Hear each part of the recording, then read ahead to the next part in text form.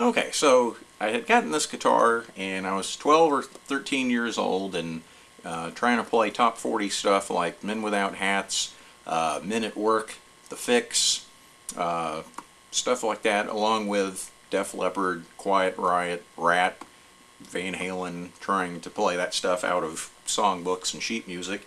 And then when I was 16, I got my first job and I bought another guitar, a Fender Squier Stratocaster. As I look back on it, that was a great guitar.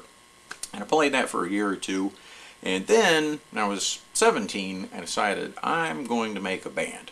And so I thought I needed a even slightly better guitar than the Squier to do that. So I got a Fender HM Strat, which some of you might remember. It looked like it was Fender's attempt to make a Charvel Jackson ESP Kramer type of guitar. And that one turned out to be a pain in the nuts, as I had a locking nut tremolo. That turned me against those things, because I had been just trying to put on some strings right before the first time my band was going to play in public, and I wasn't even applying a lot of pressure, and somehow I stripped one of the locking nuts out, so I went up there, had to play out a tune because you couldn't get the thing to lock down. And that's when I said, you know what, I got to get away from these locking nut tremolo guitars. And so I had been watching the Sam Kinison video, comedian Sam Kinison, the video he did for Wild Thing, and I saw Joe Perry of Aerosmith playing one of these guitars in that video. And I saw that and I said, that is the next guitar I'm buying. And by then I was 19, and I got a job selling newspaper subscriptions by telephone over the summer. Did that for about 3 agonizing months, and at the end I got the Gibson Les Paul Standard 1990. The best story about this guitar is how much did I pay for it? This thing, when I bought it brand new, September of 1990, it was about $750, $775, somewhere in there. Brand new. Not Epiphone, Gibson. Less than $800. And I love to tell people that now when I go in stores. How much do you think I paid for this? $750. Really? Would you buy it used? No, I bought it brand new 20 years ago. That's the key to getting a bargain.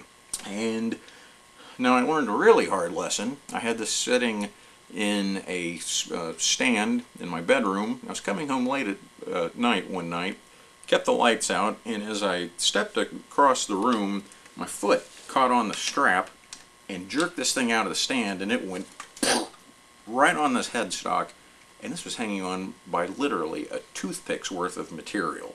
I thought this thing was ruined, but I thought, man, there goes some money in the garbage. But I took it to a guy at a place called the Atlanta Guitar Works, and his name was Kent Everett, and I've discovered he's legendary. And I had him fix it, and look at that. He wrapped it in fiberglass. There it is, firmly secured.